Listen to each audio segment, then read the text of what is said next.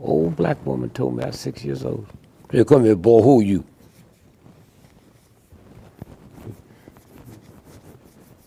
Reach in my backpack and get that bottle of whiskey. You want something? No, man. You want to go to bed with me? I hadn't thought about it. Oh, I'm 6 years old. Okay. She said, this is August. Put your hand out. Do you feel that heat? I said, no, ma'am. So she put her hand under mine. I said, yeah, I feel it. She said, it's the coolest time of the year. We think it's the hottest time because the heat's leaving. And because of the rhythm, at a certain time, the bird will know it's time to go south. But they said this white man gonna mess it up so bad, man. It's way back in the late 30s. Say they're not gonna feel the heat leaving.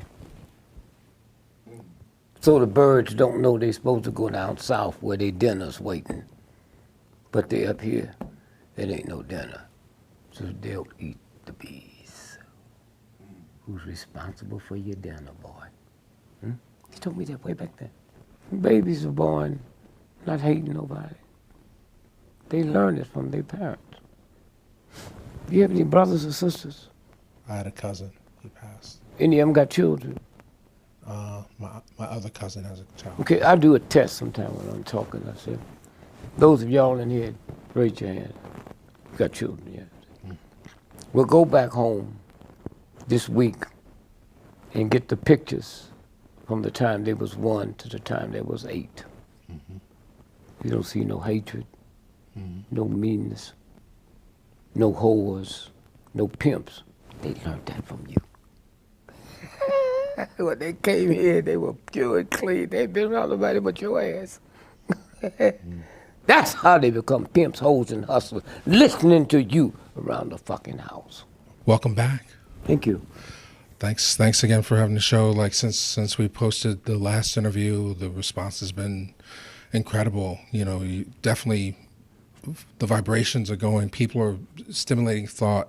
Yeah, and all that stuff. So I just wanted to take an opportunity to like get caught up for one, and then also anytime you want. To anytime. Race is a big issue right now. There's a lot of conversations being had about race and justice and injustice. I mean, you've been on the front lines of this.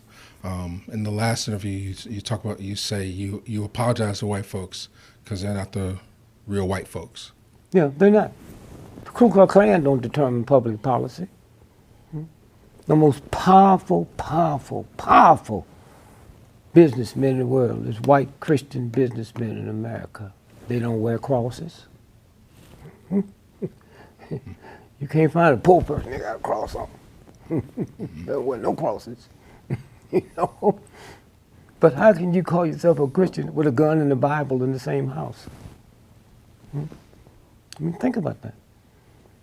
The most powerful human being on this planet is my mother, father, God. Huh? And every ant on this planet, there's an accountability to that one. Every frog, every grain of sand, every leaf on a tree. Huh? So what can you want for it? Unless somebody shortcutted it. Well, I think one of the things, when people respond to your interview, it's like, you know, bulbs are lighting up. You're waking up minds. Yeah. You know, you're making people aware of things in a way that they may have already agree with it. Maybe they knew some of it. They didn't know all of it. Yeah, but see, the people who run this ain't worried about it because it's repeat. You can't get it repeat. When you learned your ABCs, it wasn't because you learned it once a month. It's every day, ABC. And a Muslim cousin of mine, I said, Merry Christmas. I don't believe in no white Christmas holiday. I said, anytime Christmas in this country come on a Monday, Tuesday, Wednesday, Thursday, Friday, your bank closed, you participate. Right. So that's, when you can't mail a letter, you participate. So that's the structure. Yeah. It's white supremacy or patriarchy? No, how would you it's label white supremacy. Okay. White supremacy. That's who it is. Okay. Supreme.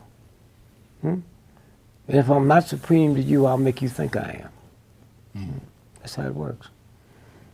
When the World War II ended in Japan and you saw them soldiers putting up the America, that's bullshit, man.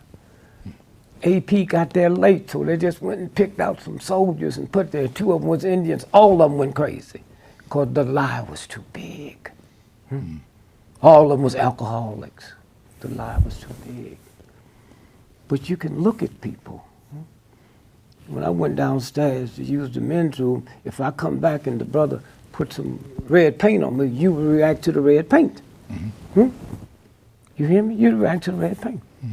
If we went to some darkest part of Africa today, where nobody's ever been, and carried one of them coffee percolators with us, where you have the water down here, and then it goes up, the coffee come back, all we got to do is have the water down here and some red dye, and we can tell them that's blood. We make blood. Okay? See, that's what ignorance is when you have to depend on something else other than what the real God gave you. And then everything changes. Where America is today is when you hear a baby crying, and because of your ignorance and your program, shut up! And the baby, the pen is sticking the baby. Been there for 3 days, and now gangrene done sit in. That's why you know America can't. They react to us, the cops, the same way you act to a child. Shut up! Okay, all right. Huh?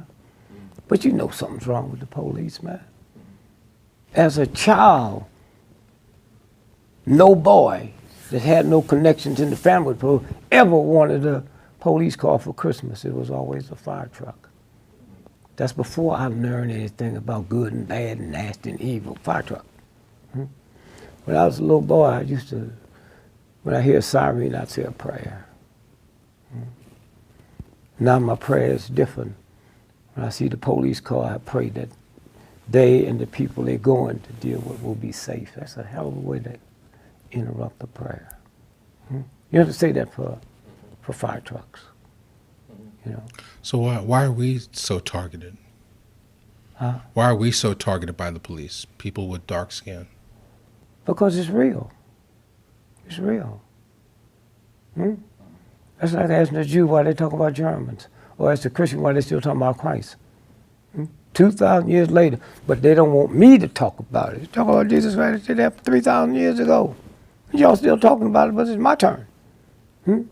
It's my turn. But I can't talk about it with hatred. See, if you get mad at me, you know, there's a chemical reaction in your body. That's like letting air out your own tire. Don't bother me. But that's what the whole, and then the misinformation. The misinformation. Such as, well, let's go into some of these Black Lives Matter issues. Well, Black Lives Matter, one, is the Koch brothers is paying for that, so you have to go into that knowing that's bullshit. Okay. That's why it's in Time magazine in 1 month, 3 times cover. See, the thing is this. Jews had a legitimate gripe in Germany when they say Jewish lives matter. Then you come up with some bullshit. Well, so do the Irish, so do the other men. It's the Jews who's being killed. Now, you wasn't talking about, nobody said talking about other lives before we said Black Lives Matter. And it must not matter to somebody because it keeps happening over and over and over. And then white folks realize that one day they better start saying white lives matter. Because when they just busted a major German car manufacturer that tricked the exhaust, and out of that 128 people died, and all they had to do was pay a fine. Nobody had to plead guilty. That's what this is about. When they reduced me down to teaching my black sons that when you see this evil, nigger-hating cop, behave yourself. Anytime you teach a child with your genes that came out your wife's belly to behave for filth, the child believes something wrong with them. I can't believe that you telling me, this is what goes on inside my head. You telling me you know this is a murderer? Let me tell you how it works. There's a whole lot of doctors that get busted for malpractice. You don't hear nobody say all doctors aren't bad. Hey, wait a minute. Whoa. Huh? Whole lots of lawyers lose their life. No, all. How come we say, why you got to say all cops are not bad? Because you know they are. You see them. You're in the station with them. You see them. Hmm? And to be a white cop in America, unless you fall in a family for that, there's something wrong with that. There's too many opportunities for white boys in America to want to be a cop. Hmm? You didn't like me before you got the gun. Hmm? Why do you think you don't turn on TV or have white folks on this show to talk about these black cops that shot their brother in the head 44 times? With the thousands of black cops in America, you think cops is better trained or more spiritual? No, then the white folks ain't gonna tolerate it. And so when we get to the point, we're not gonna tolerate it. What does that mean? You get a gun? No, you ain't get no gun. All you gotta do is call for a boycott from Thanksgiving to Christmas. 79% of all retail happened during that. Just to threaten them, they stop. You say, well, we want Confederate flags. There's 12 states in America got Confederate flags somewhere in their flags. All you got to do, they say, if that's not removed by this weekend, we're calling for black folks and decent white folks not to send none of your athletes to these southern states. That's not why. Because the South don't have no $1 trillion sports industry except colleges. Okay? So we're not using our economic power. You don't know. You ain't got no economic power. What economic powers you got, huh? That's bullshit, man. You ain't got no economic powers, huh? Name them. Name the only building of a black company, headquarters is downtown, is Johnny Johnson's, Ebony and Jet. No, in the whole country. There's no other. And he had to get a white boy to fake. And now he lost it. He don't own it no more. Right. Yeah, they had to sell that. They had to sell the photo archives. Huh? They had to sell the photo archives as well. They sold everything, man. Yeah. Predominantly. Yeah. Okay? So you can't have nothing in this country if they don't want you to have it. Huh? Yeah.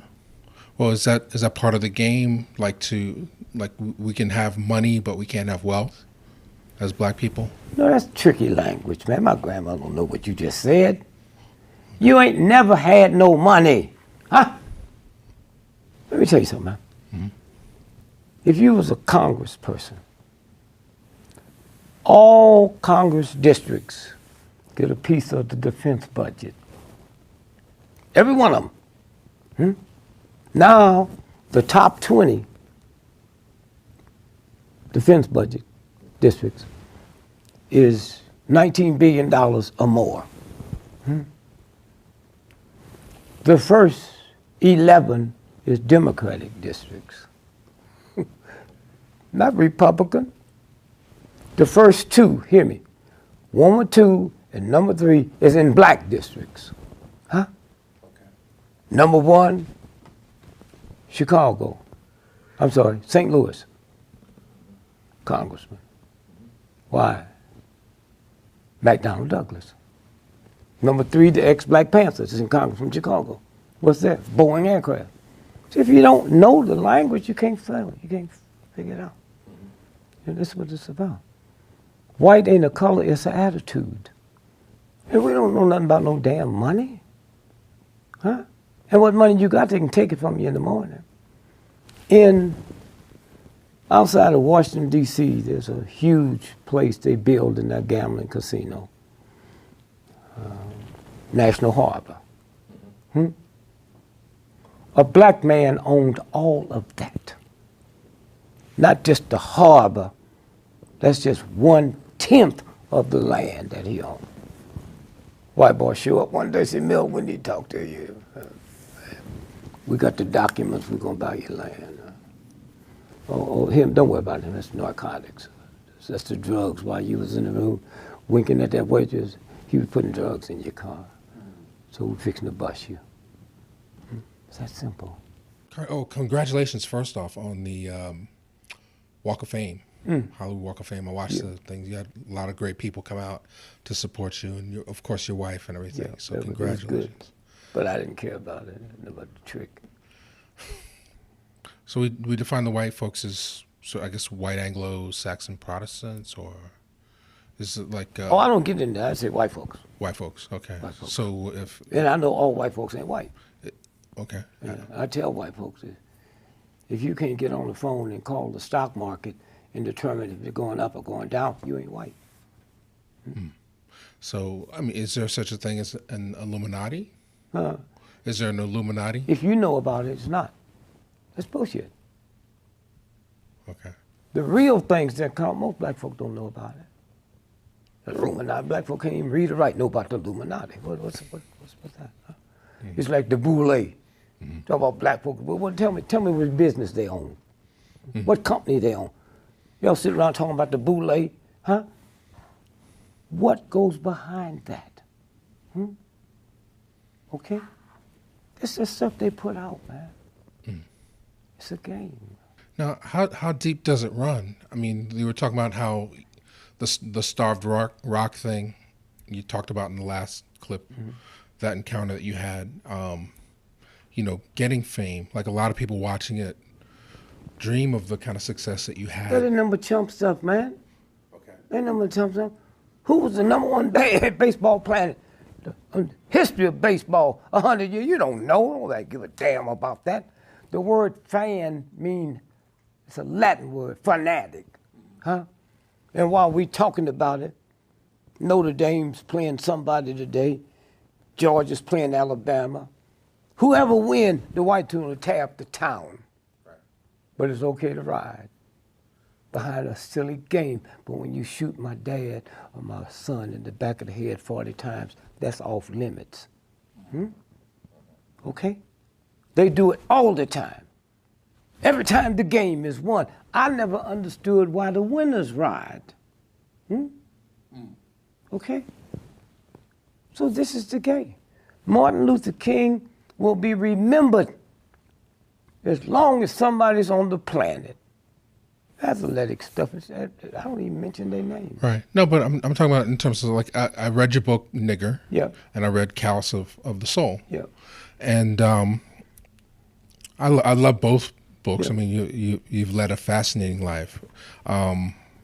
But there seems to be a transformation, like at the end of Nigger, you're still riding the fame. Like it's a success story in a way that kind of reinforces the American dream. Like I came from humble beginnings and I became one But of that's those. you. I never said that. Okay.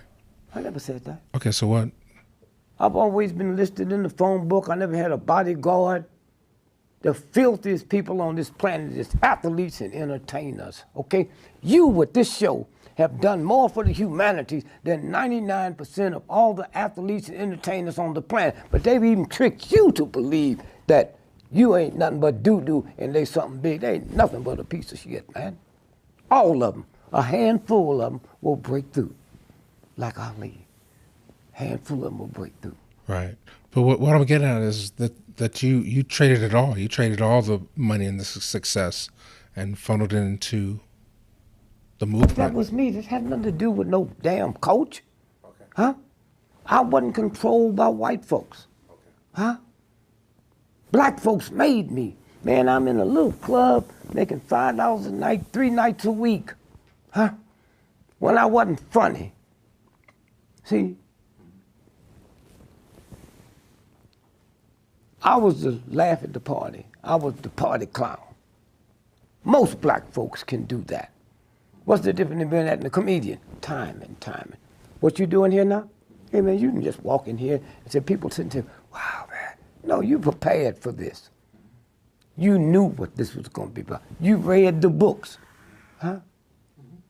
So you just don't jump in here and start doing it. Right. Well, that's the same thing with athletes. When I see football on Sunday, I see slavery all over again. The Negroes in the field picking cotton with a ball and the white folks sitting on the bench with a clipboard trying to act intelligent. Are you crazy? So that's what this is about. But it's weak in spirit, weak in heart. Ain't nothing going for you. So I got to reach for something. My family didn't do it. My children did it. So I got to reach at something, huh? And them children better not make no noise while that game's on. Dad said, be quiet. That's what this is about. Don't nobody care about it. But do people want money and success, that illusion, so much that they're willing to sacrifice? I mean, like one of the things you said, I mean, you were in the belly of the beast at one point. You were playing everywhere, Jack Parr, Playboy clubs. At one time, I was making more money than Frank Sinatra. Mm-hmm. White folks didn't make me. The agents I was with didn't know about me until I was big. It's the black folks that came. $5 a night. Didn't cost nothing to get in. 35 cents a bottle of beer. You could sit through 3 shows. Why am I so powerful? I refused to do the same show over the next show. So I could start flat-footed last night and done 12 hours. I almost got out of show business. Dick Shawn, I went to see him downtown. I had to sit at the bar, they had no money. So I wasn't under no drink minimum. So I got there and I talked to the black guy that walked through the men's room that brush your shirt off, wipe stuff off your shoes. So I came back the next night. He said, how'd you like the show? I said, I'm just sad, man. I decided last night I was going to get out of show business. I saw this genius. He said, Dick Shawn? Yeah. Man, he been doing that same shit for the last 30 years. I didn't know that. I didn't know that white folks' time is too valuable to sit through 3 shows. Huh? So he been doing that same thing. He had a thing where you flip a cigarette. And when he get over there, cigarette falls on his lips. Now, I don't see the ones he missed. I said, wow, man. Cried. Not jealous, just, whew. And when he told me that, man, I didn't know that. So I went back into show business. Nobody knew. Mm-hmm. Nobody knew. But the fame, I mean, like some people, they feel like you almost have to sell your soul to get fame, or is it just hard work, or, is it luck, is it consequence, is it? No, most of us in sold our soul. We just called it something else. I don't know about you, but I know when I was young, and the girls would go to pee, and we'd put more whiskey in and stuff. So the next day, I don't know what got into me. I did. Right. But it was black folks. I had to search this shit on my own. If I didn't bring a woman to the nightclub, I didn't leave with one. This is my job, not my hustle. If I was working at the steel mill, I can't bring no woman in there and play with her. Huh? That's what this is about, man. That was me. Me. Huh? I'm no damn entertainer. When I looked at Michael Jackson, looked at James Brown, that footwork, no envy. No envy. I knew Michael better than his family. I put Michael on a 30-day water fast. 30 days, nothing but water. And all he talked about is the James Brown. Not out of envy, but out of respect. And then one day, after 39 years, he went on the other side, was the moonwalk. The moonwalk. My 3-year-old grandchildren can out-moonwalk Michael. Because once you break the lid off, then everybody jumps through. That's what that's about. Right. And you kick that door open. So just to go back, was there a moment of breakthrough? Like I just, I'm just trying to see that rise, and then at what decision did you decide that it was enough for you? I didn't. No. I didn't. I didn't know nothing about show business. I didn't know that no black comic could work white nightclubs. I didn't know that. And so 100 years ago, there was Richard Pryor's. There wasn't no place they could work. The black church, if it wasn't for black churches, we wouldn't have been able to act. We did the Christmas play, the Easter play, We wrote stuff for the church, And then Hugh Hefner, a little pipe-smoking dude, looked like Popeye. When 98% of clubs was owned by the mob, he brought me in. Them black folks had listened to me when I wasn't funny, and I got so funny, they pushed me downtown where they couldn't afford to come see me. Right. I owe that. So I've always been listed in the phone book. I've never had a bodyguard. Right. This is my loyalty. If I didn't bring you in the club, I'm not bringing. This is my job. Right. But were you ever seduced by the fame and the lights and the money, or? Didn't have to be. Okay. See, I knew this. I knew I was going to hit big. I knew that when I was a little boy. I knew it for two reasons. One was embarrassing.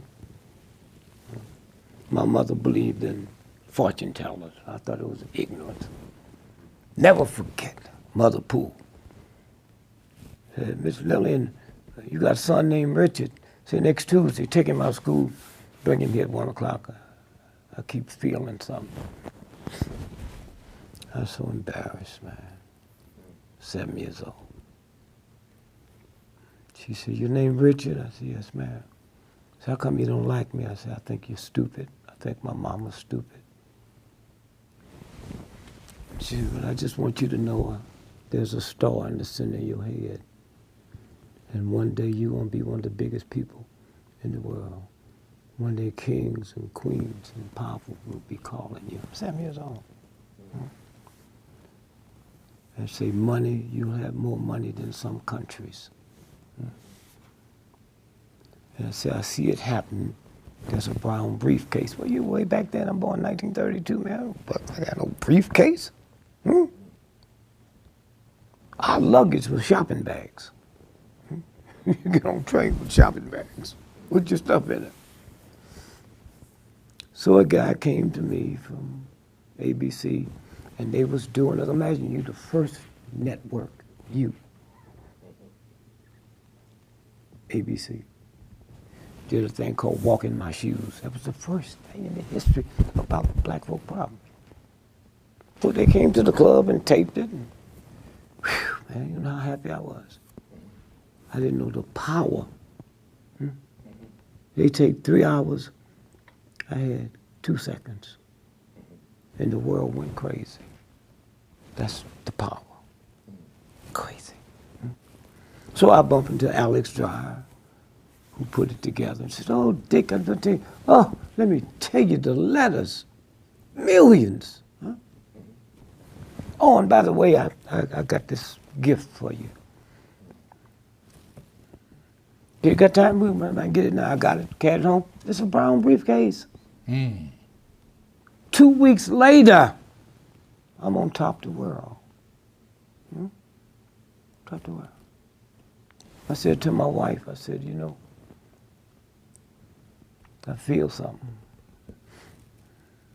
But black folks, when they make money, they owe themselves $1 million worth of treats just to start unmessing up their mind.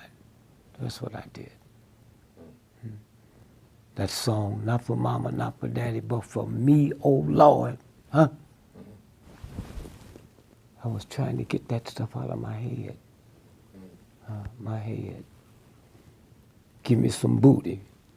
Then I started doing the research. Booty is a pirate's word for the loot. Let me show you the loot. I'm going to get me some booty. The black woman in America ain't never been freed. So it's booty. Nobody told us that. We don't know why we even said it. Hey, man, it's a game. And sometimes you fall into something, sometimes you don't. Sometimes you get there and you get caught doing things that you're not supposed to do. You got people that get fired from their job because they hit on the master's son. The whole game. And somebody's keeping track of everything you have to do. They don't have to. No? No, they didn't have the stuff they got now. Mm-hmm. They didn't have to. That's why you know if you believe ISIS ain't us, you're a fool. You're crazy. If you believe them black pirates 3 years ago, Somali, they don't have 5 yachts in the whole country, but they taking on the greatest navies in the history of the planet, and we go for that. Why not? Why not? That's a game. It's like when I was a little boy, if you were colorblind, you couldn't go in the military. That's what black folks, it was a job, man. Medical insurance. So one day, the Air Force, there was no Air Force, Air Force. And they found out colorblind people couldn't see camouflage. So right now, if you was colorblind, you can't read or write, never been to school, you go in as a captain making $1,000 more a month than a real captain. Because when you look over there, you see the shit. Here. Now, the bull is colorblind. So what's the red towel about? No, I never thought about it. Yeah, okay. So, red turns on men and blue turn on women. That's why the prostitute area around the world is called the red light district. Red. That's why when this thug took a woman's lips that's cut like the vagina, except it go this way instead of this way, and painted red, and she wondered why you looking at her. When the FBI Hoover brought in the horde, set Dillinger up so they could kill him, she's called a woman in red. So now let's go back to the bull. Bull don't see color. Who sees it? The man. That make his joint hard, so he stands there and get closer and closer and closer. That's what this is about. That's what this is about. So when you start looking at and then go deeper, white folk didn't see me. I was invisible. So I said, well, I'll make you see me. You didn't learn this at Harvard, Yale, Morehouse. So I put on the red shoes, the orange hat, the green light jacket, and white folk laughed at me. I said, I won this one, and all to laugh at me. Cracker, you got to see me. You got to see me. You never saw me before. I didn't know why I did in this universe. How would you define racism? The ability, that's why you can never be a racist in America. The ability to control somebody else's fate and destiny.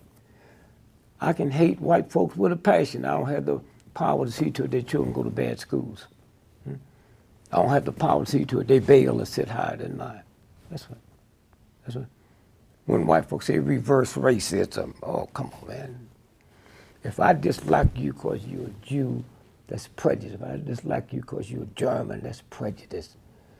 Racism is the ability to control somebody else's faith and destiny. I don't have that power. And it runs deep. Huh? It runs deep. I think one of the things when you see all these killings, by the police, by the system, and you realize that we all want to believe in America, but then we don't say you want to believe in it. Ain't nobody but a fool won't believe in America. These folks, they blame it on ISIS. Those are 99% white folks. After what just happened not too long ago at this little school down there, ISIS don't have to come here. You want some white folk killed? They already got that in motion. They already got that in motion. Let me tell you something very interesting. Abraham Lincoln loved Frederick Douglass. The nigga could speak, taught himself out of read. He was one of the greatest artists on the planet. But he was a little jackleg friend, old JoJo, Boo Boo. They was running late. He didn't mean to take that nigga to where Lincoln was. He was there. So Lincoln had something because Lincoln's daddy was a black man. If you saw that last Abraham Lincoln movie, starts off talking about his nappy, kinky hair. That's white boys wrote that. You hear me? Mm-hmm. Yeah.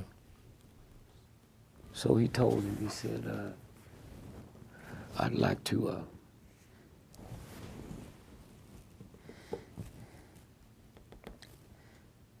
like for you to meet my friend, JoJo, Juju.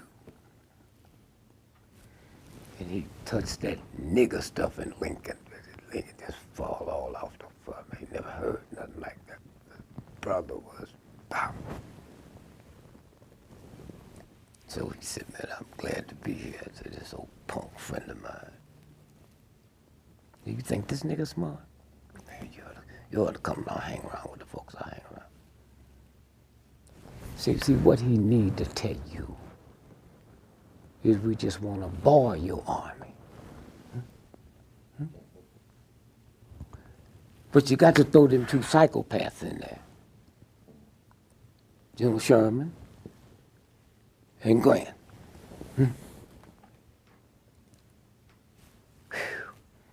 They went into Atlanta and set Atlanta on fire, dug up the railroad tracks, heat them and wrap them around trees. That's what you dealing with now and you don't know. These damn white boys out there, most of them is psychopaths and all that. They'll kill your mama's mama and you just think you dealing with some ordinary folk. You don't know who they are, huh? But that's what he told Lincoln, give us that and we'll get him back. Okay? That's what the Fortune magazine and all that, that's them white boys. It's killing in their body, huh? So they look for wars to fight. That's what that's about. And so consequently, you sit and you look at, when I was a little boy, we couldn't even be caught in Ferguson. We'd go out there and throw bricks at the little black jock. Pow! So one day, me and my man sitting around talking shit, man. I said, Skeezy, wait a minute, man. Something ain't right. Jockeys don't have lanterns. Jockeys don't have lanterns. Say, we gotta check this out one day, man. And so one day I got around to it. He was 14 years old, named Jocko. His daddy's Jocko. The greatest military theorist in the history of the planet. Him and his dad. So one day, little Jocko told Washington, hey, old man, what's up? I'm all right. No, you're not. Don't lie to me. Something wrong. I said, well, down here where my troops are, I think this is where the British is coming. He said, there's a possibility they come up here where you are.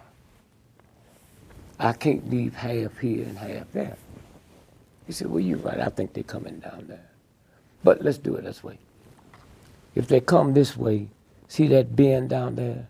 That's 3 hours. I'll see them. So, hand me that there. So let me take this lantern and I'll hold it. And if I do this here, then they're coming. You got 3 hours to get up here. Okay?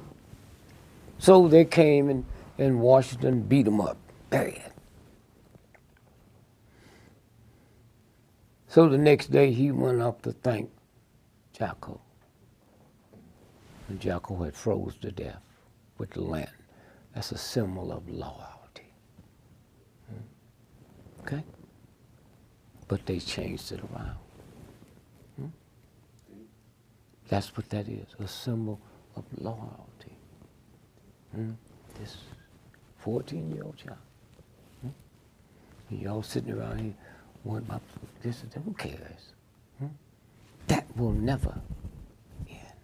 Stuff that I saw, because my mama told me to be quiet long enough to go.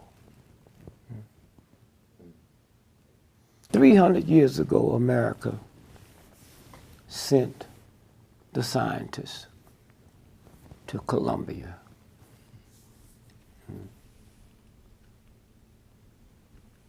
And they was trying to crack hieroglyphics.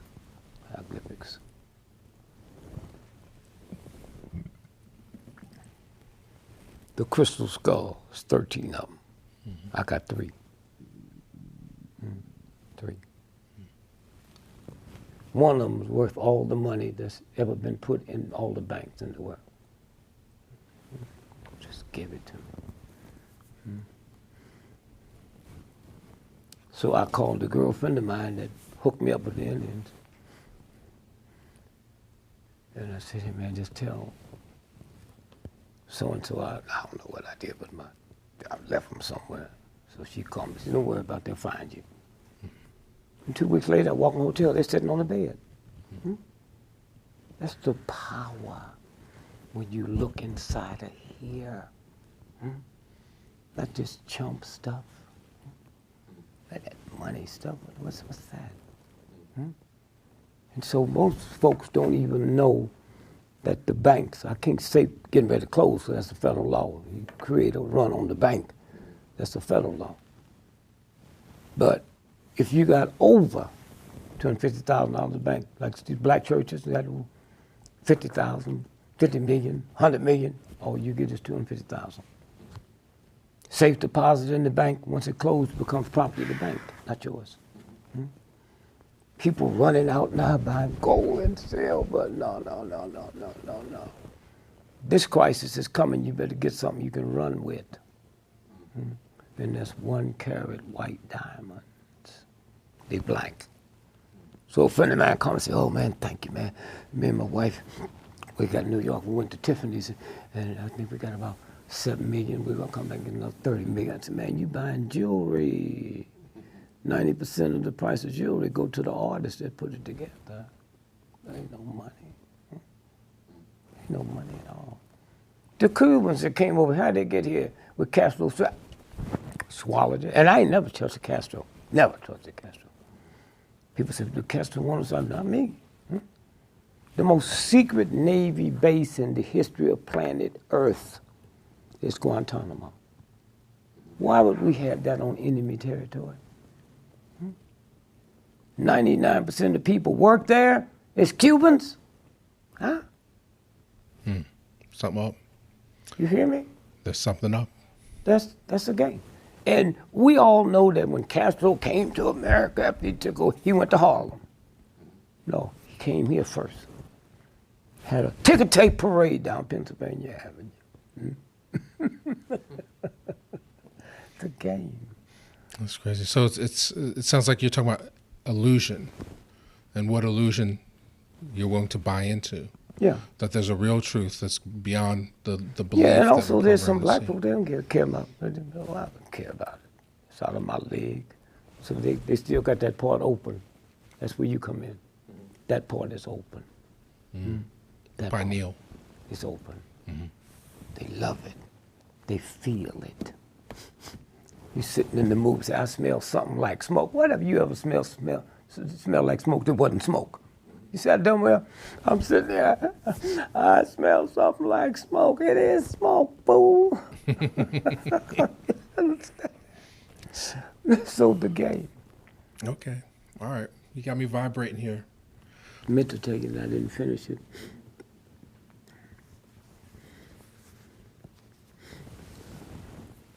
"300 years ago, America sent a team to South America to study the caves in Colombia, the hieroglyphics. They didn't know how to crack it, but they knew eventually they would. They didn't realize it would take 150 years. Later, they cracked it, and they took the pictures and drew stuff. And here's what it said. White man, one day the white lady will do to your children what you have done to ours. Back then, cocaine wasn't called the white lady. The #1 drugged out state in America today is Vermont, not Chicago, not Harlem. 81% of everybody that OD today while we sitting here is white folks. More white folks die every day from cheap heroin than die from automobile accidents and homicides as we sit here. The universe, the rhythm. Catch us up. It's all there. Yeah, it's there, and nothing we can do about it once you let it. His wife's 9 months pregnant. She can't abort. You could have, but didn't. So now, in a few days, the baby's coming to mean death to the mother and the child. It's out of your hands now. The baby don't come from her, or here it comes through her. That's a gift. That's there. And that ain't gonna change. Not gonna change at all. Okay. And so the only thing that we can see now is this. Shit, man, when I was a little boy, where would an ignorant, redneck, nigger-hating white boy hear opera? Just put a little button. Radio. And there it is. They didn't have no radios back then. Down there. And the radio couldn't get nothing but 2 viaducts. Okay? Now it's the whole thing. The whole piece. And then look at me, black man. When Obama first got elected, Ole Miss, them crackers had riots. A bunch of them was killed, the government didn't say that. Riots. Them nigga football players were still out there on the field. Second time he's elected, they had more riots. You and me sent our children there to play football, to outrun a nigga with a football, outrun God. They never taught to us that all we got to do is. So we got to go, get out the way. It's that simple. And this is something you have to check out.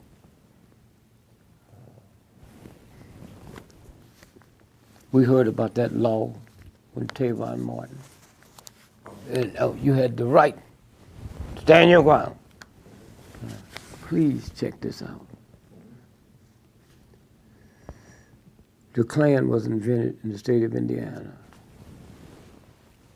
3 years ago, the state of Indiana signed legislating, stand your rights against the police. Cop come by and knock on your door with that battling ram or found it on the door. Whoo! And that's legal. As we sit here now. So it's coming back. That's legal. Voting rights rescinded. A lot of our rights were rescinded. Yeah, that's the whole thing. Executive orders. We didn't. But wait a minute. Okay. The National Rifle Association was sided with them. The governor said, I never thought I'd see the day I'd sign it. That's where it is. Yeah. Well. That's where it is. The universe. Universe.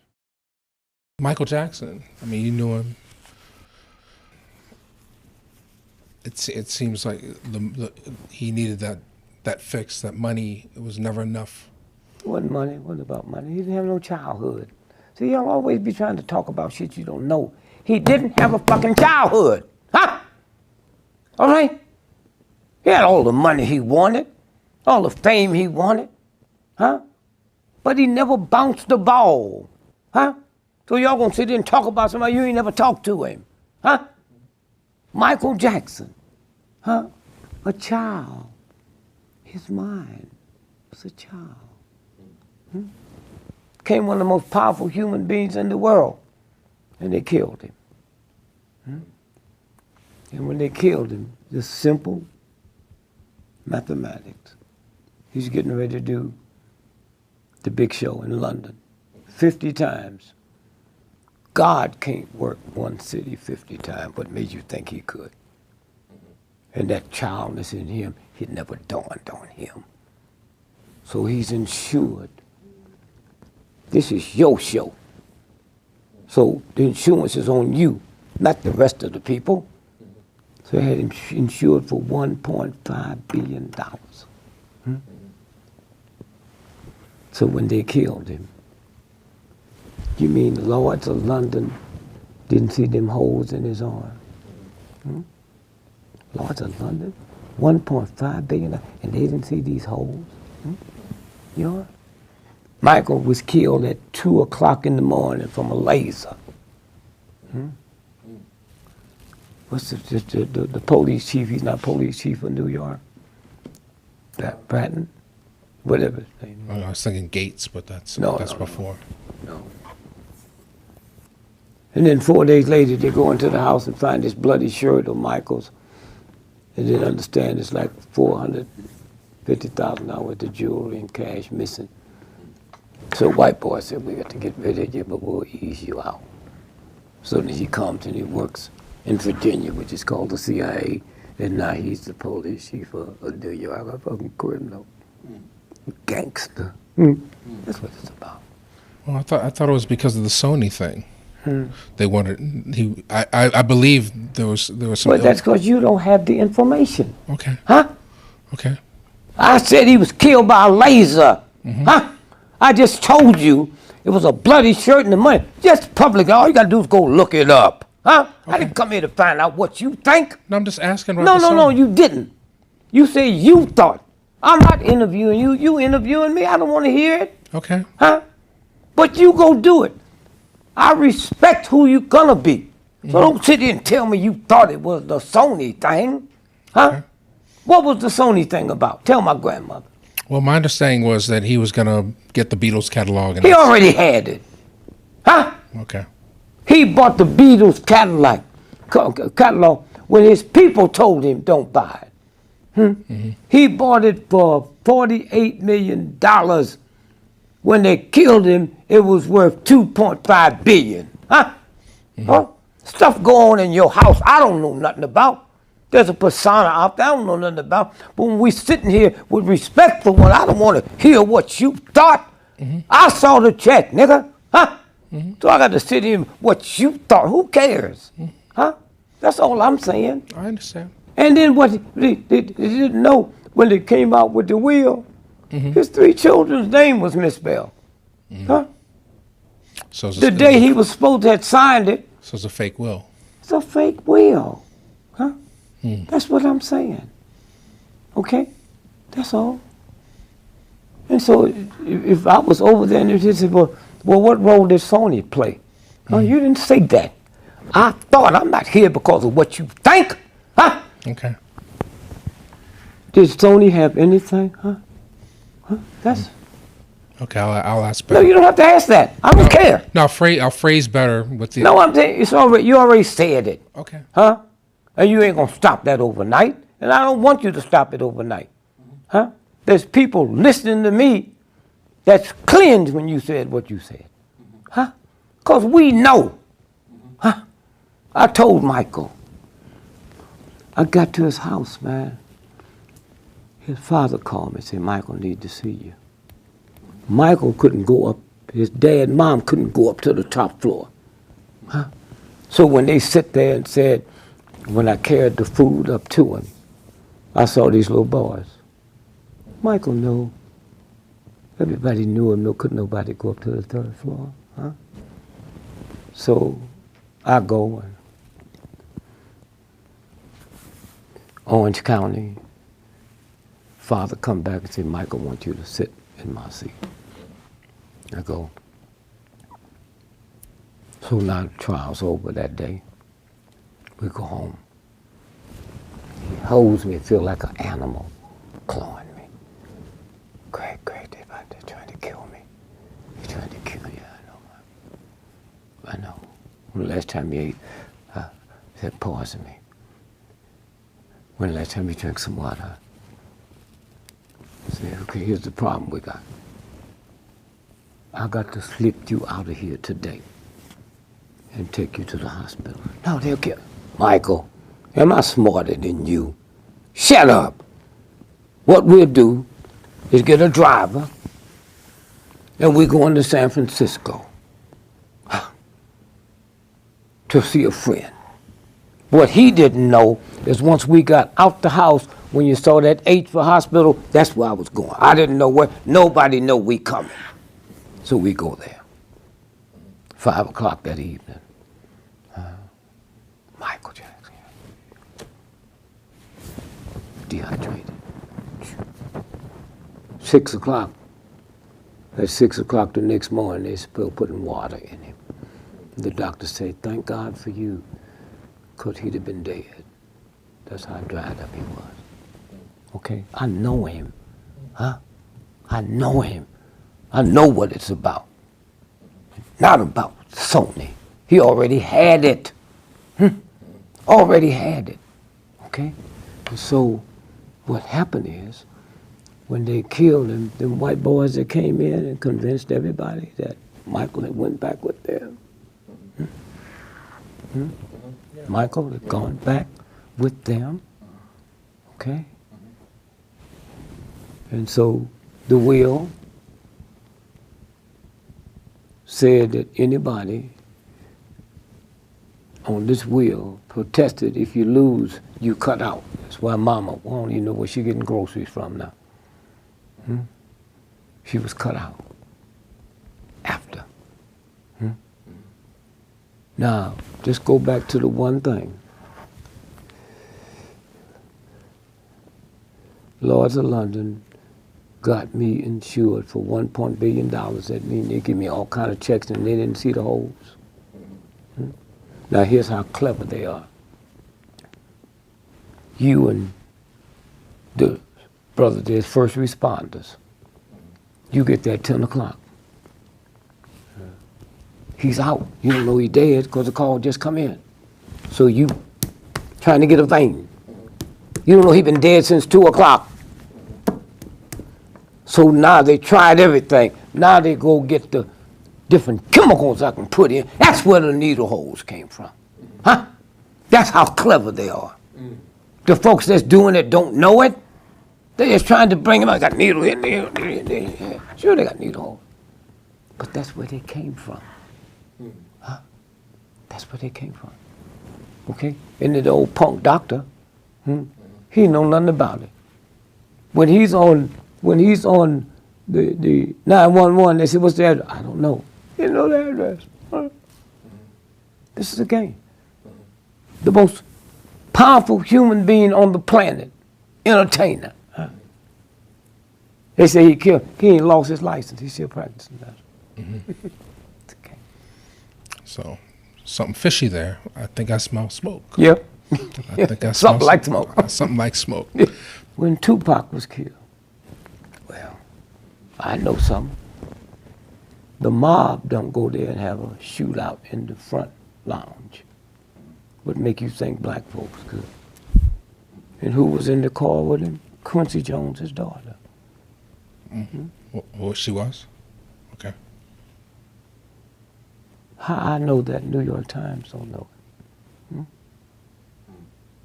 How I know that he'd been attempted to be killed so many times, the car is bulletproof. So you had to shoot through a bulletproof car to get him in the head. He was shot in the car. That's what this was about. That's what this was about. Shot in the car. Of course, he had nerve enough to write some shit in the record. Yeah, be careful what you say to the government.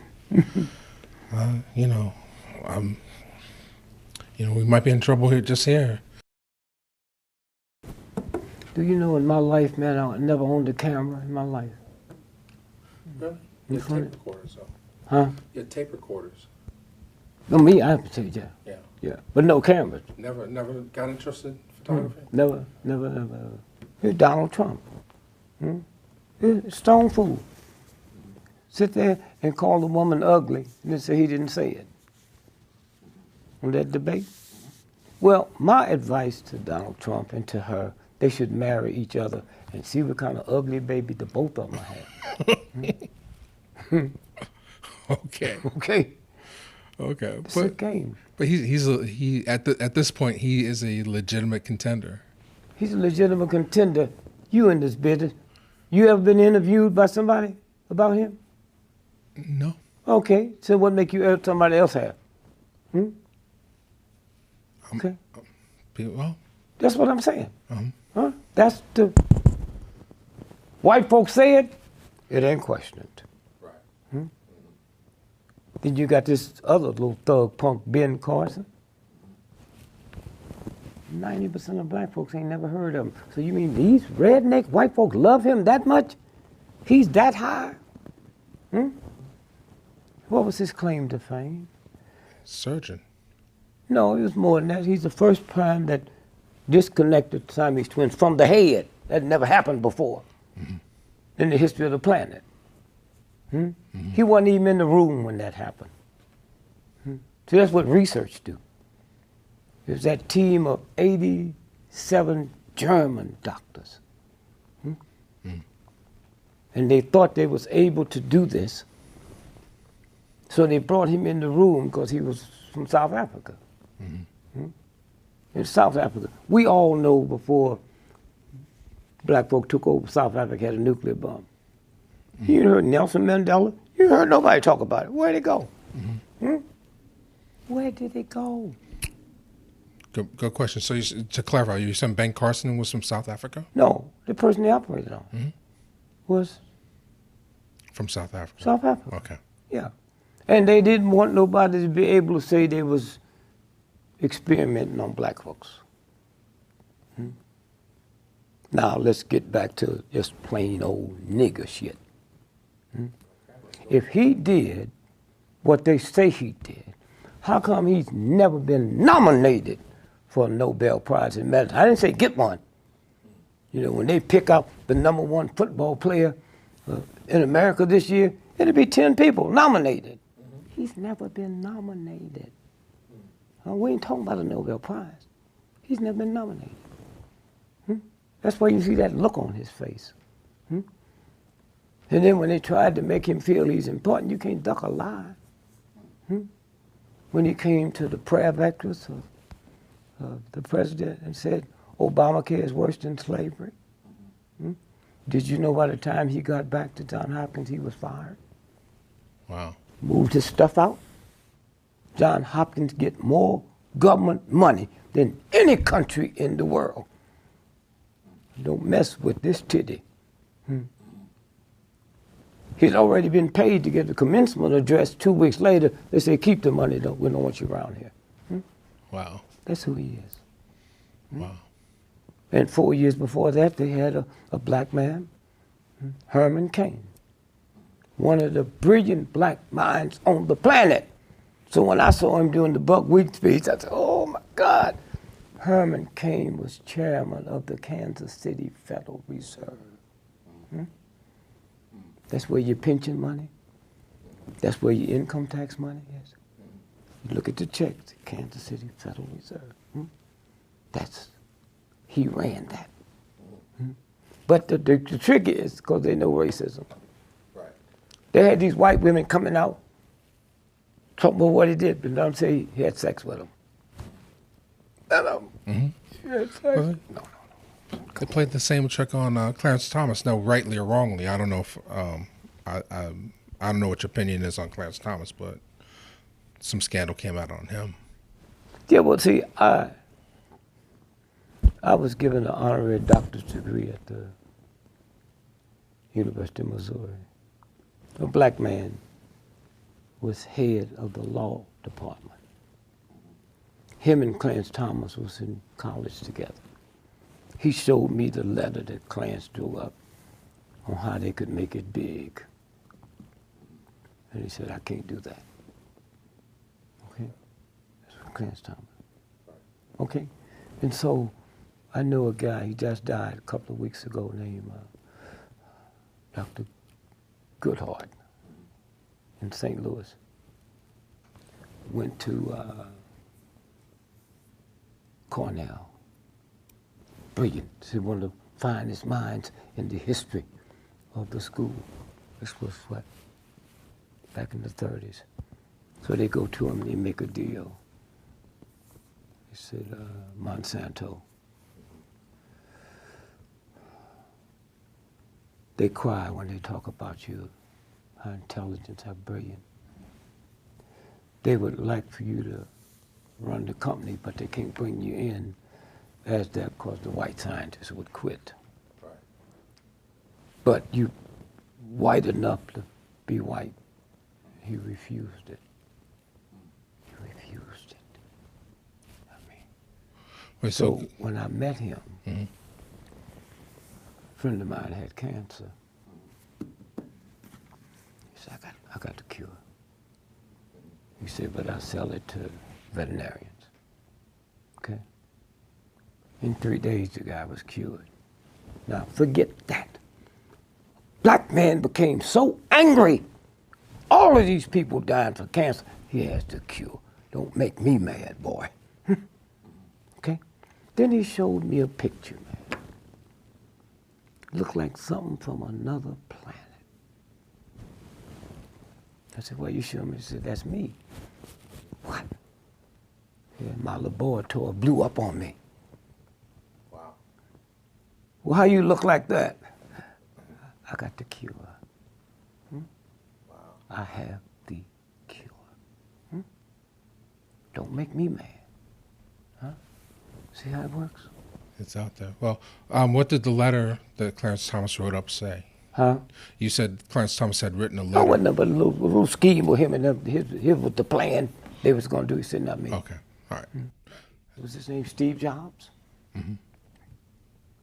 When Steve Jobs died, in his checkbook, he had $4 billion in his personal account. That checkbook you got? Just imagine $4 billion in there. I wouldn't be able to write on the whole check. I'd have to get a second. Yeah, but the thing is this. He couldn't make 58 years old. He died at 57. I got an old trifling uncle in St. Louis. He can't read or write, drink cheap wine, cuss everybody out. And he 103. Steve Jobs should have followed him around. That don't mean nothing. That mean nothing at all if this ain't. This ain't right. Yeah, well, I mean, you've certainly endured your interactions with the government. You know, a lot of people got taken out. How does it feel to be the survivor? You know, the one with all the tales. You know, why do you think you were chosen to tell these tales? Well, let me tell you how it works. I have 10 children. That means the real God gave me the power to produce another God. 10 times. He didn't ask me, what school did you go to? Can you read? Can you write? You got any money? The universal God, all of us. And then one day I got to thinking, I never owned a car. I didn't check out the year, the make, the model, the down payment, the monthly notes, put the license plate. So when I look in the mirror at me and realize I put more plan in owning a jive car than creating God's new life, I'm the fucking problem. And you and nobody else gonna tell me when I look in the mirror, I see a piece of shit. Huh? All right. Most of you black folks look in the mirror and you see this, you say, I don't. I see. Okay? I see this. My first daughter, I didn't want to get married. I went to the Negro drugstore and said, man, this.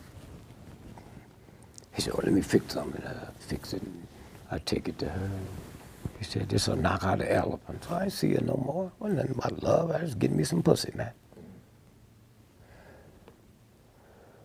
Come back, I see her 3 months later. She big. I said, what you didn't take her?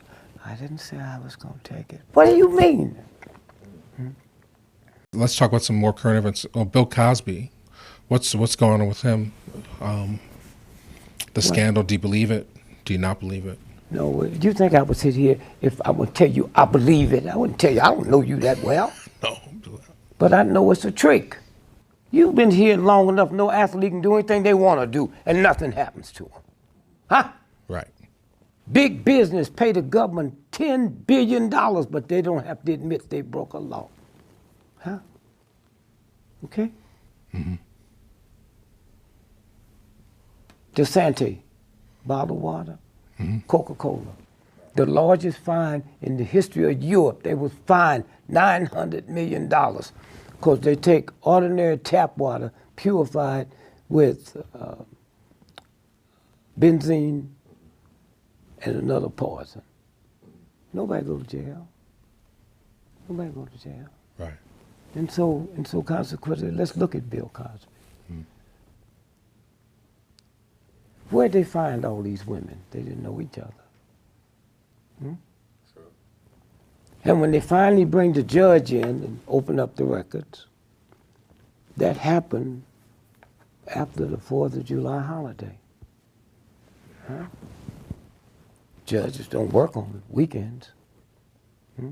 So where'd it come from? It came after all the barbecues and the trumpet was back home.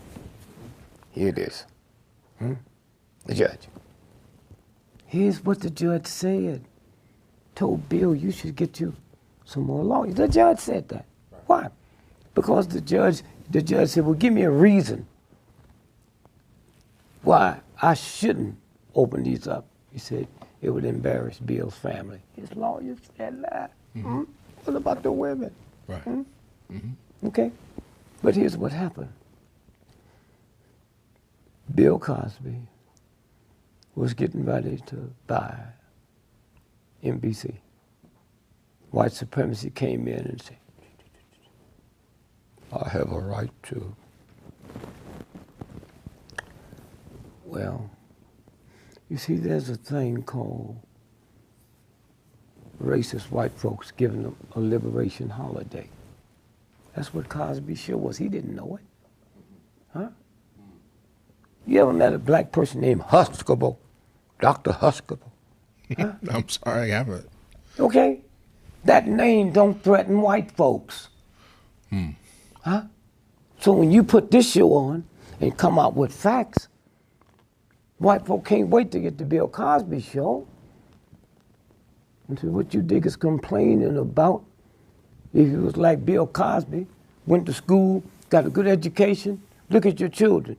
Them children be going somewhere on Saturday dressed up. Everybody else is going. Rich white folk going to the park. That's what you call a liberation holiday. He's not aware of it. Huh? That was the game. A liberation holiday. Okay? So this show here, you put stuff out there, they can't get a liberation holiday. Huh? It's uncut. It's pure. Yeah, and so consequently, when the Bill Cosby thing hit, he was negotiating buying NBC. Oh, that's when they killed his son. You ever ask yourself a question? White folks love Bill Cosby so much. They had commercials, man, where little white children was riding his back eating tapioca out of his eardrums. Daddy Bill. And so, how do they kill my son and I can't get a commercial? No more Jell-O commercial. I didn't kill nobody. My son didn't kill nobody. What's this about? That's what it's about. He knew something that most folk didn't know. That Mercedes he bought him, they had reboots. They only had them, and anybody can get them now. You get a flat, it reboots its own self. That's technology. He knew that. Plus, you know what kind of fool you got to be to want to rob somebody on the highway? I mean, that shit ended with stagecoaches, man. Huh? Cars traveling 30, 40, 50, 70 miles, and you gonna wait out there to rob one? Huh? Then he gets out and calls a white woman. She shows up in a mink mini skirt, mink coat, and high heel shoes to help him change your flat. When all you do is push your button, the flat change itself. Bill knew that. Then if you look at the police report, I read it all. No robbery. Here's $6,000 cash. All his credit card, cell phone. No robbery. Then 6 months later, they arrested an American, but he's a Russian immigrant. Right. So he did. When we checked that out, he was in Mexico that night. So Bill knows this. So now 30 years later, they just busted him. The Hannibal. Huh? Hannibal Buress. Hannibal Buress. Who? The comedian Hannibal. Man, how come you ain't heard of him? They sent him there to do the trick, and you ain't heard of him. No more. Huh? It's a game. You never heard of him before? You haven't heard of him ever. Bill Cosby and his wife wake up dead tomorrow. The world's convinced he committed suicide. You hear me? Discovery Channel. Bankrupt. Bankrupt. Okay? The only thing saved it when Oprah couldn't do it is Halle Perry. Huh? Okay. They are bankrupt. Bill was thinking about. Huh? It's that simple. It's that simple. The Pope came to New York, went to Harlem. Al Sharpton wasn't there. Al Sharpton probably one of the most powerful Negroes in America because of the TV show 5 days a week, the radio show 3 hours a day, 5 days a week. He wasn't invited to Harlem at a black school, but he let them use him. Every time something go down with a cop and a black person, they bring him in, but don't give him the respect, huh? To say, come on to Harlem, man, we gotta. Just his friends, the mayor, huh? All that. Huh? It's a game. Right, right. Same thing with Tiger Woods. Tiger Woods got busted for the same reason as Bill Cosby. Huh? Tiger Woods had to win 4 more to tie Jack Nicklaus. 5 to be the all-time. So he gets busted. I know somebody that saw when he came to the hospital. She told me if I didn't tell you this was Tiger Woods, you wouldn't know. That was a mob whooping. Wow. Huh? Now, so what did they do? They made deals. Said, Tiger, here's what we got. We got a law called the Mann Act, taking a woman across state lines for immoral purposes. We're not just getting you for that little 17-and-a-half-year-old girl you cared to watch you play golf in Sweden. 20 years. Now let's sit like reasonable people. You can either do the 20 years, or we can make a deal now. You go back, play for a while, and on worldwide camera, you're going to pull something in your back so the whole world will see it. And then eventually, you have to retire. Last year, this time, and we talking about 2014, he was number 1. Today, as we sit here, he's number 270. Now they've already talked about retiring. That's what this is about. That's part of the fix. It makes me think of Michael Jordan's dad. He got killed on the side of the road. Michael knew that. Michael knew that. They busted Michael. Michael ain't got no money. Michael broke. That's chump stuff.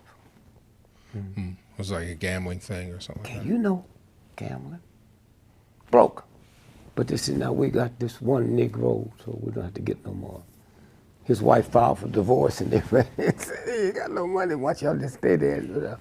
How did it come out? Because Michael Jordan, the restaurants he owned, he signed a contract where he would show up X amount of times a year, and they went to court and found he just had 2%. So when they busted him, shaving points. Then in the process, they said, oh, wow, man, Magic Johnson's doing the same thing. So they said, oh, we're in trouble.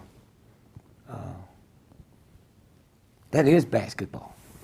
So they made a deal. Magic, you say that you have AIDS and you won't get out. He kept gaining weight, man. Then the next thing you know, he was killed. Well, how come all them billionaire white folks that's dying from it didn't follow him?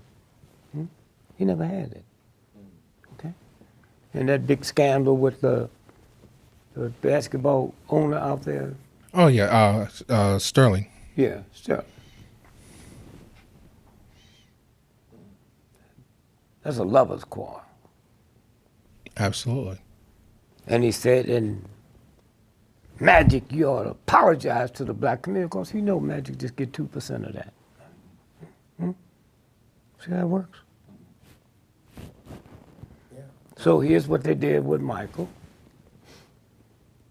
Found his daddy dead in a car. So I go talk to a couple of state troopers. They say in the car, he just bought that car for his dad.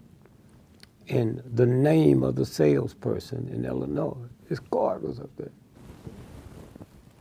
Voted Magic and all, said, well, we're gonna get out. I'm just taking this, is too hard.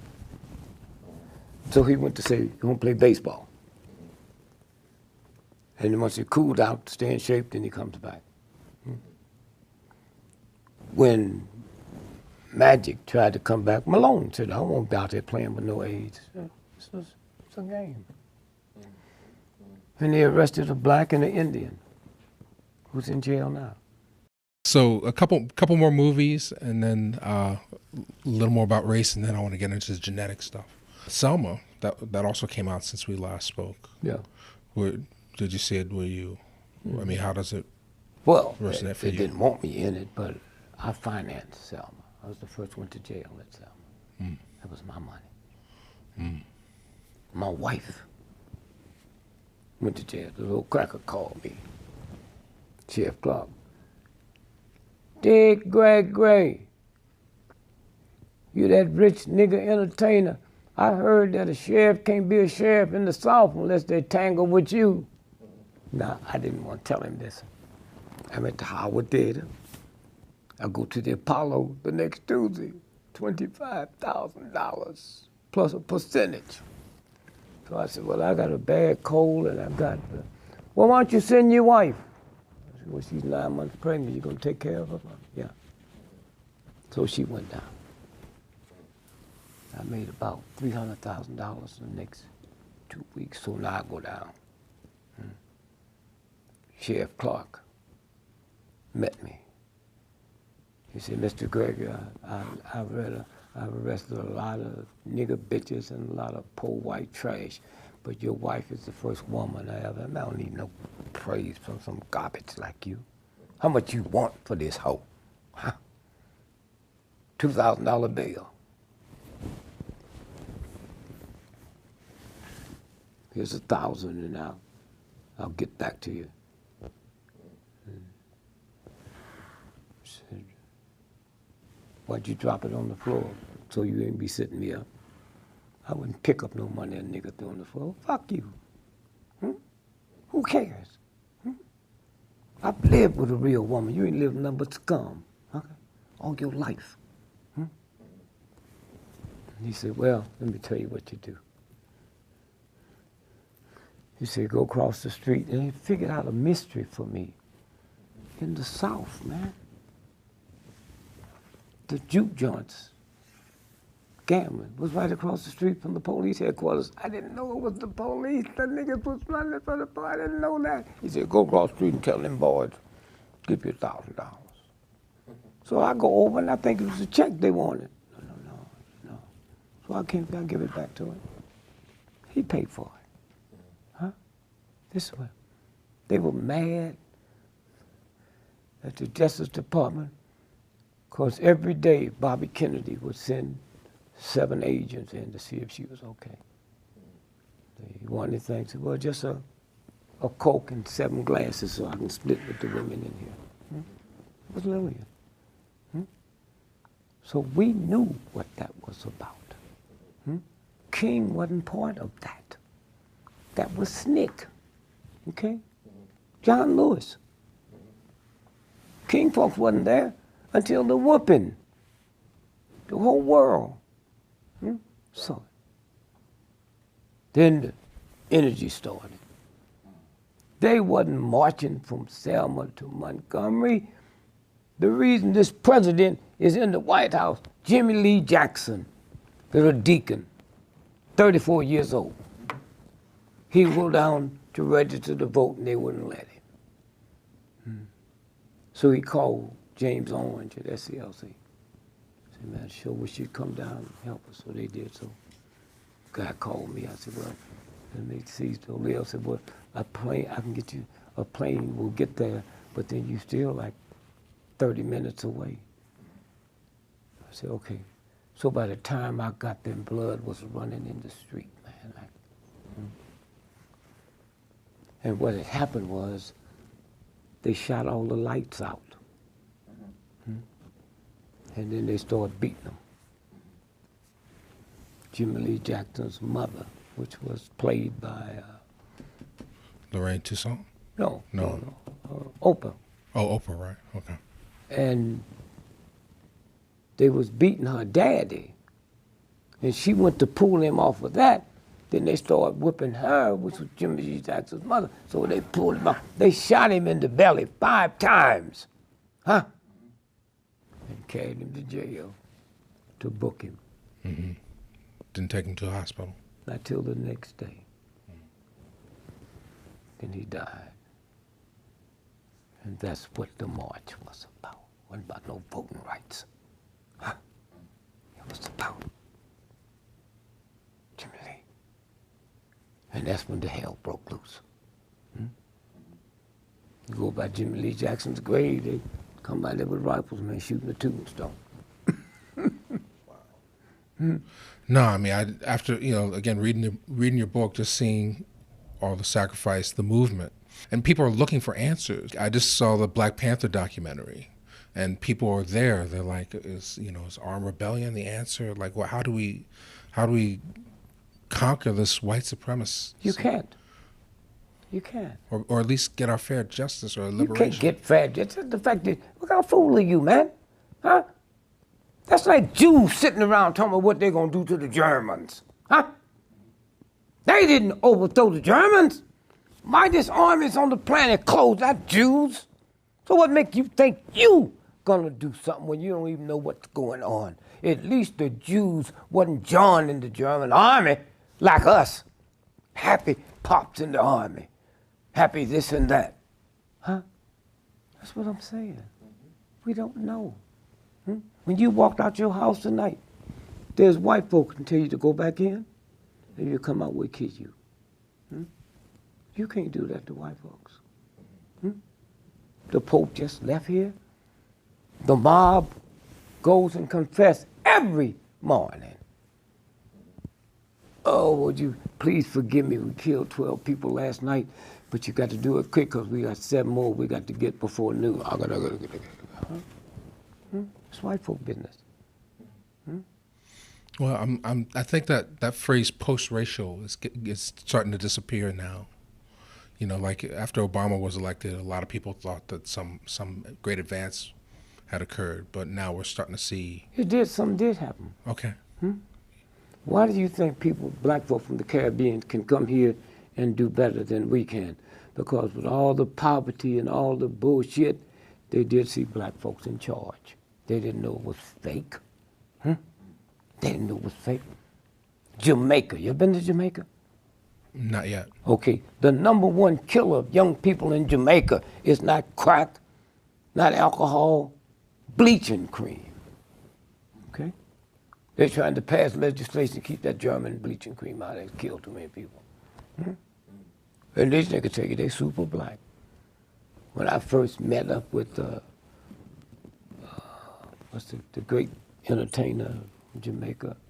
Bob Marley. Yeah. I didn't pay that much attention to it. I didn't know. But he offered me $40,000 to be his opening act at Harvard Yard. I turned it down.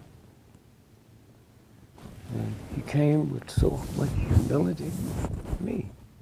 He said, man, I'm just so hurt you don't want to work with me. I said, yeah. Buffalo Soldier.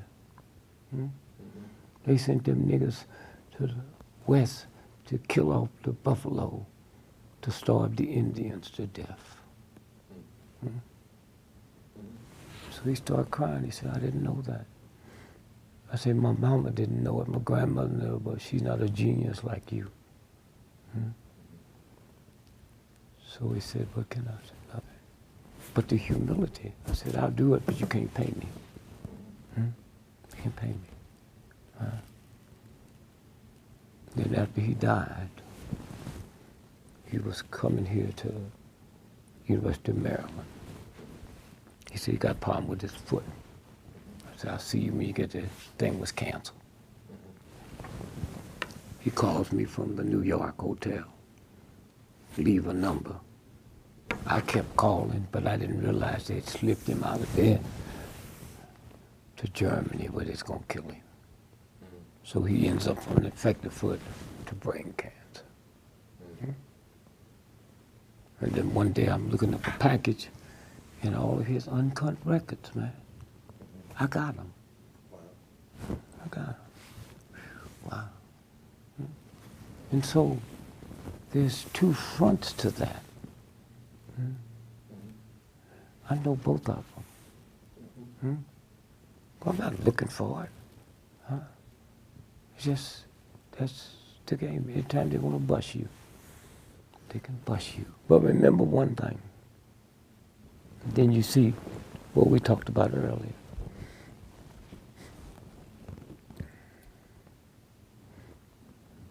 $2 billion years ago, that big horrible thing, bigger than mountains, left the planet, the dinosaur. Your children, your grandchildren, they feed us that. Dinosaur. What they don't tell you is when the dinosaur was here, so was the turtle, so was the butterfly. 2 billion years ago, the turtle and the butterfly is still here. Gorgeous, pretty, not evil and mean and horrible. Turtle just. And that's how we won the civil rights movement. We took on the mightiest nation in the history of the planet with no guns. And all we became was turtles. We didn't know it. Hard on the outside, soft on the inside, and willing to stick your neck out. If you're not willing to do that, you can't be a turtle. Get the fuck out the way. So I'm coming out the hotel and get me a case of whiskey. And me and those state troopers drank every night. A brother who the white folks thought was white, married to a black woman, living in a black neighborhood, children go to black schools, but they thought he was white. So he came to see me with this look on and said, what's happening, man? Where's the whiskey? Oh, man, look, this meeting, man. And tomorrow, they got 300 white folks that came in from all over the South, gonna kill all y'all. And our job is to rope off the press, so they can't get across the street. I said, man, I just think I know you, man. You go tell the folks. I ain't tell them niggas nothing. I came here to die. I don't want to die. I came here to die. So fuck it, tomorrow we die. So the next day, man, we out there. This cat, a white boy now, looked at me with tears in his eyes, shaking his head. You didn't tell him. So now we get there. Old black folks, young black folks, old men, singing, man. Glory, glory, hallelujah. My eyes have seen the glory. We get to the corner and they rope off the press. And I look down there and I see them waiting on us. And I think about my wife and my children. Fuck them. It's war. You niggas don't think about when you're over there killing Iraqis when you're over there killing Vietnamese, and then come home and they got 4 stores on every corner and you can't get one and you don't see through that shit? Huh? You don't see through it? Huh? Exactly. And so now I see them. They got the little pick handles, little rifles, axes. They come across, man, I sure didn't want to die. If I knew this was going to happen, I'd have got me some little pussy before I left home. Okay. So then the people see him, and they keep singing. And they keep praying. They don't know what's going to happen. So all at once, I'm moving up to the front, man. Learned that from my son. He's marching in a march with us. The FBI came and stopped the march and said, Mr. Gregory, so-and-so's son just broke out of jail, and he's going to assassinate you today. Dallas. I said, well, did you talk to him? You talked to the colonel? So I'm walking, and my son, he's just out there playing with the women and laughing and playing. So next thing I know, he's right next to me. I said, hey, punk, what you want? He said, I want the right to die with you. My son, huh? I want the right to die with you. Huh? Where you gonna get that from? I'm walking, and I don't know if the bullet hit me in the arm and I fall in the gutter. I don't know if to get one clean sweep. That's what I'm thinking about when this nigga walk up to me. What's wrong, son? Dad, I just want the right to die with you. Hear that coming from your son. Huh? Huh? Not how can we get home? I got a message. No. So I'm there. And I see these white folks shaking, get scared. These ones. A look came over their face, man. It's like I've died and went to another planet. I'm looking at them. Huh? They dropped their pickaxes, man. This horrible look. 2 years I figured out what it was. When you're out there and you ain't scared and you're willing to die but not to kill, them crackers saw the Spirit of God. That's where it came from. Not some hatchet-talking slick niggas. That's where it came from. And we kept marching. And we kept marching. I wouldn't have seen that just being a fucking entertainer. Huh? I wouldn't have had my son come to me and said, I just want the right to die with you, Dad. Huh? Where do that come from? And lastly, I'd hang out with my mama. Still, I didn't like her, but I'd hang out. She's around rich white folks. Rich white folks. They got books that white folk can't have. So I'm reading the story about Napoleon. The guy who was most important than him was the recruiter. There wasn't no addresses, telephones. He went through the wilderness in between wars and got those folks. So he walks up on this lumberjack, man, and he almost is like a pimp seeing a good hoe. He foamed at the mouth, man. Wouldn't and touched his muscles. Said, you know who I am? I said, yeah, everybody know who you are. He said, well, I want to tell you thanks. I'm the #1 recruiter on the planet. I've never met a specimen like you. How old are you? 98. I just want you to know you now belong to Napoleon's army. Oh, I said, no, I believe in God. I don't believe in killing. I'm not a traitor to the state because I chop my timber and pay my taxes. He says, you didn't hear me.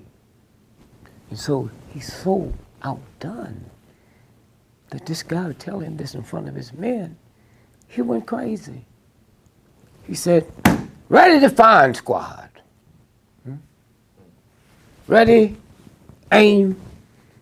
And for the first time he saw that a human being can die more beautiful than a human being can live. And that went out. Now he really That's before they had blindfolds. It was this old lumberjack that said, nobody will you ever execute. You can look them in the eyes. That shit ends now. Why? Because he said, heat the branding irons. He said he's just trying to figure out his ego. Breathe the iron, ready the branding iron. So I give you the last time. No, I don't kill. So he took his hand and put it on a tree stump and branded the end. He said, whether you like it or not, you belong to Napoleon. That cracker got ready to walk away, and the old man grabbed him and said, come back here. Boy, didn't I tell you I belong to nobody? Put his hand back on the stump, took his side axe and chopped it off. Huh?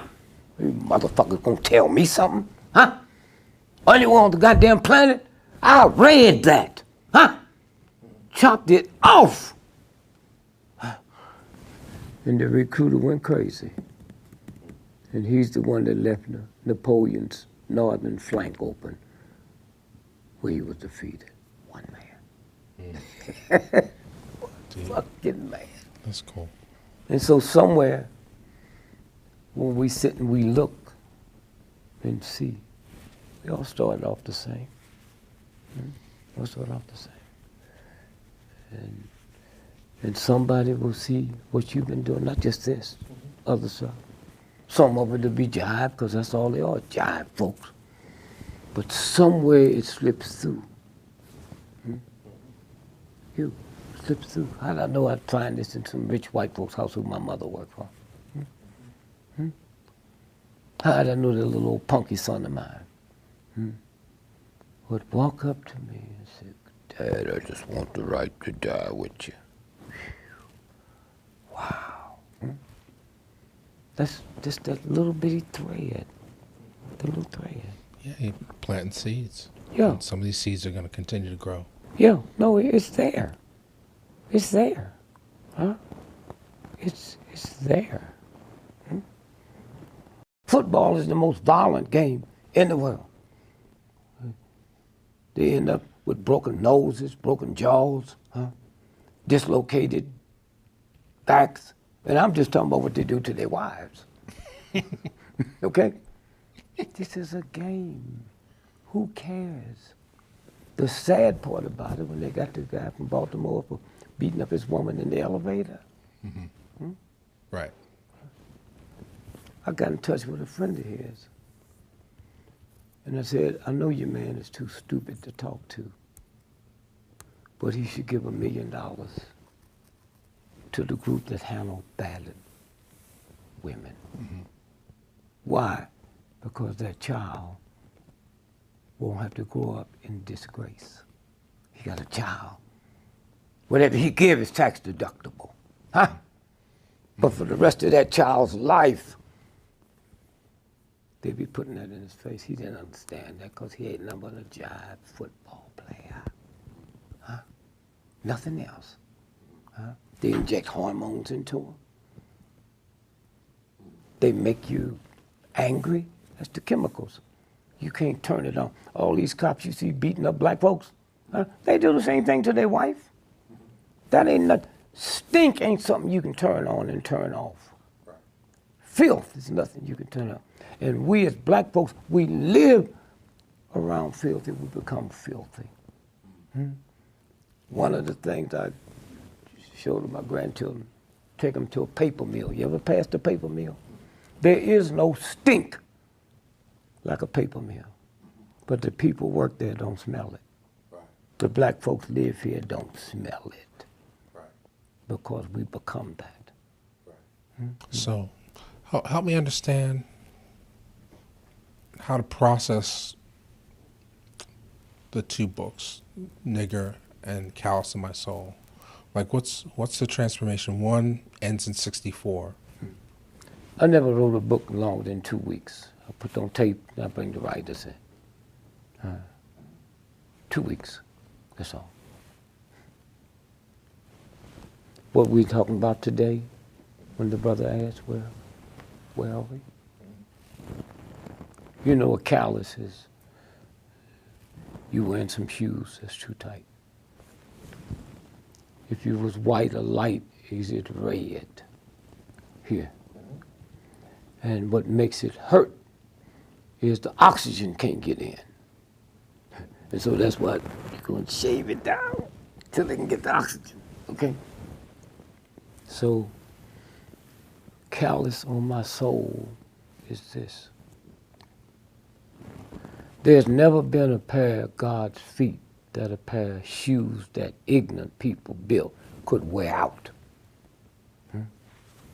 So, you get the warning, you keep wearing the shoes, get a callus. You wear it long enough, the callus wear the shoe out. You saw them old black river, them old, all them cuts. There's never been a pair of God's feet that a pair of shoes could wear out. That's what I meant. I got a callus on my soul. White boy, it's over. That's what that's about. It's over. Huh? Now y'all talk all your bullshit and all you want. We talking about the universal God that made that foot. And it went from that, and I didn't stop. Then it went from this, and then the shoe was all cut up. Wasn't nothing like, look at them old men shoes, man. Huh?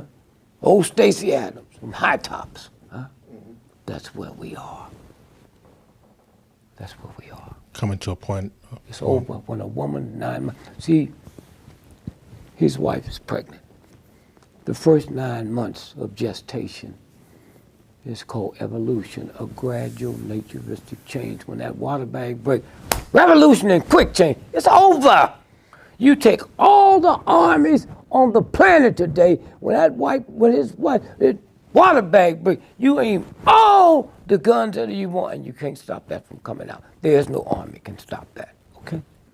It's here. It's over. Play all your games you want to play. All that bullshit. It ain't gonna work. This is the... Because we're coming into a point of understanding our true nature. If you went home and had somebody tape your 2 thumbs together, your thumb, not your brain. You can't change your baby diaper, you can't comb your hair, you can't drive. Those 2, right there. Huh? That right there. Ain't nothing you can do. You can't unlace your shoe, you can't change your baby diaper, you can't cook. Those 2. Huh? But they got you thinking it's your brain. Huh? The whole part. There's no part better than the other. They're all the same. Right wing, left wing.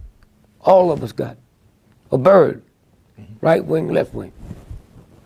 Tie one of the wings up, it's called a ruptured duck. You see how it works? It's so any country that's so messed up, they got a left wing and a right wing, it's over. A white boy told me this in 1961, man, in San Francisco. He said, man, the left wing gonna bring this country down to its knees. I said, what do you mean? He said, well, the right wing decide they're gonna kill you. They say he drops his son off at 8:15 every night, every day, and he goes to coffee shop. So let's kill him coming out the coffee shop. Right wing. Left wing say, man, we got to take him out. How we gonna get him to go football game very Saturday? Let's blow the stadium up. See, the left is mental. The right is physical. One's mental. We hold these truths to be self-evident that all people are created equal and endowed by the Creator with certain inalienable rights, and when those rights are destroyed over long periods of time, it is your duty to destroy violence that government. Nigga, you didn't create that. White folks created it, and now they got to live with the shit. You can't take it back. You can't take it back. And we demand it. Huh? We demand this change. You ain't demanded nothing. Okay. It's going to happen anyway. No, but these are white folks out there doing it. Okay, I see. You ain't demanded a damn thing because you ain't free. You opt for education, but you're not free. Nobody in the history of the planet ever went through what we went through and decided on education instead of liberation. George Washington wasn't beating up the British so he could build a college. The song don't say, give me education, say, give me liberty, or give me death. Huh? It's there, and can't nothing stop it. And so as we sit here, if you itching, something wrong. So we've been itching. And I'm scared to scratch where I itch. So then something else comes up. Then something else come up. Too late now. It's over. So you the white massa, and me and my wife, and every evening, after you eat dinner, I put you on my shoulders, my wife put your wife on the shoulders, and we take y'all to a walk. Every day, we want to walk down to the lake. And y'all just happy, happy. And I got my arms around your legs to balance you. And then one day, me and the other side, we're going to kill ourselves. And you didn't notice when you got on our back, you locked off, you can't get off. I'm going to kill myself. Not you, but you going with me. That's where we are. That's where we are. It's there, you see it. Huh? Or you think you're early enough to remember graffiti? I go all over the world, all of it looks the same. Go to Russia, it looks the same. Japan, it looks the same. You work one morning, you see it on the bridge. Wait a minute, how'd they get up on the bridge? Huh? If the government had to change the screw in the bridge, they had to shut it down. They got state troopers out there. They got lanes closed. They got their strange machines. How did they get up there? And then one day, it disappeared. It's on my body. And when it came from there, you wasn't listening. Now it's here. Okay? The reason the Chinese hate the Japanese, with all the power they have, the Chinese. When the Japanese invented China in 1933, they left word, when you go over there, don't kill none of them old men in the army. Every young, so you see with a tattoo on, blow their brains out. Tattoo represents revolution. Huh? They got them all over their bodies. And nobody see where it's going. That's where it's going. We planted a lot of seeds, and we're going to put it out there into the universe. Oh, you the work? Don't know. It's out there now. It's the ether. Once it's in the ether, white folk can't stop you. It's in the ether. That's why when you drink alcohol, this little piece there called the chimney, that opens up strange spirits. That's why you hear one, I don't know what got into me last night. I did. Okay? That's here. Here. And so that's where it is. You can't stop nothing. It's out there. Out there. They were shocked, man, when them chimps, you ever see that? Where the chimps start washing them sweet potatoes, and 1,000 miles away they start doing the same thing. Well, it's out there. It's out there. You know. In the ether. And white folk don't know. Just like a cat see a dog, and we do the same thing. We just been so busy suppressing it. Ain't no racists out there I can't detect. So, you can't detect. Let me go through the list. What have we learned today? Who are the real white folks? We covered that. We talked about racism. We talked about Cosby. We talked about Michael Jackson. We talked about the cost of fame and whether or not you need to sell your soul or what selling your soul is. It ain't nothing to do with it. You ain't got no soul. Okay. When you sit, man, there's something. It's a violation of the universe to be a celebrity. That's why they need so much pussy and all that old fucked up drugs and shit. That's what that's about. Huh? You're not normal. Something happens to you inside. Universal. That's why you got to get you a new car every year. The problem is when I buy a Rolls Royce and hang out in the ghetto, I'm not hanging out with Rolls Royce people. And there are people that will exploit that. Huh? There are people that will give you drugs. There are people that will take advantage of that need that you have. Oh shit! I know men get their girlfriend drugs. You know, so it just ain't white folks. We talk about Selma. We talk about Straight Outta Compton. We didn't talk about Lucy. We'll have to do that another time. Okay, that's good. Yeah. Oscars, post-racial versus black nationalism. Kind of didn't really hit that. No, that ain't no but bullshit. Black Lives Matter versus All Lives Matter. Covered that. That's bullshit. Okay. Reverend Sullivan. Well, I think the All Lives Matter is sort of like, it's almost like we have to apologize for being black sometimes. In order to get No, attention. it's like when the Germans was doing to the Jews what they was doing, and they said Jewish lives matter. I don't want to hear nobody coming from an Italian all that. Man, fuck y'all, man, get out my face. Huh? Okay.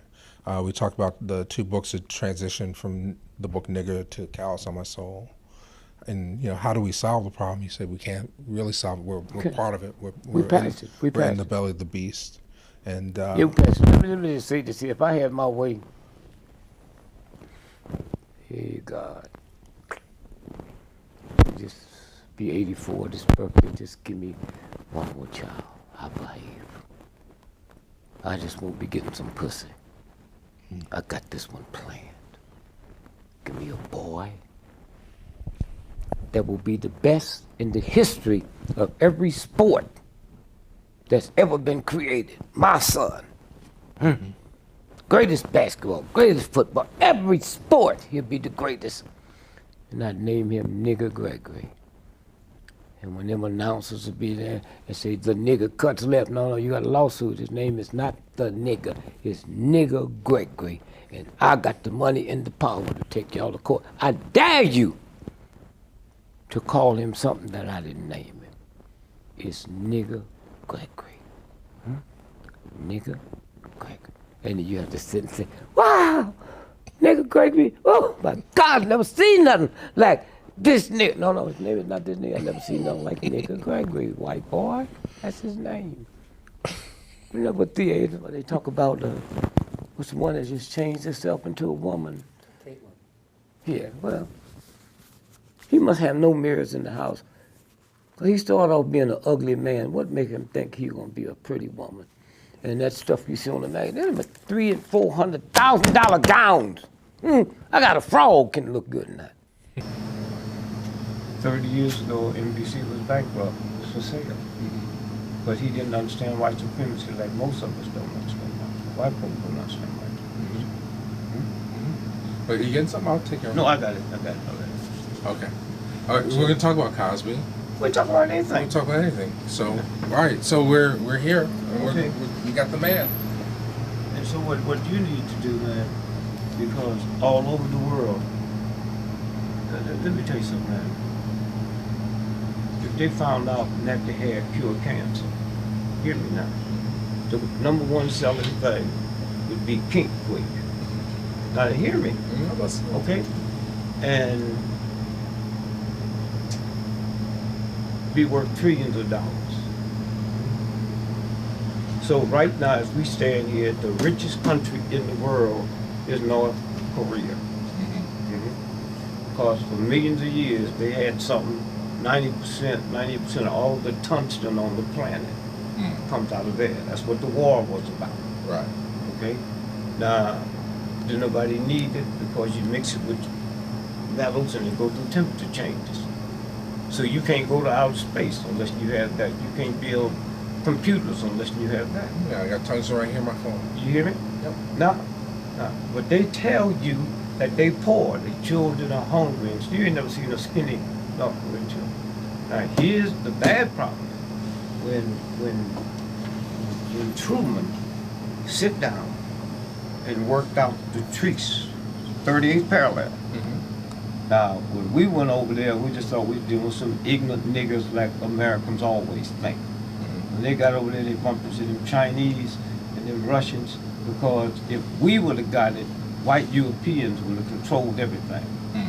So when they signed the treaty, Truman said, okay, 1948. Okay, there wasn't no two Koreas. Right. It was one.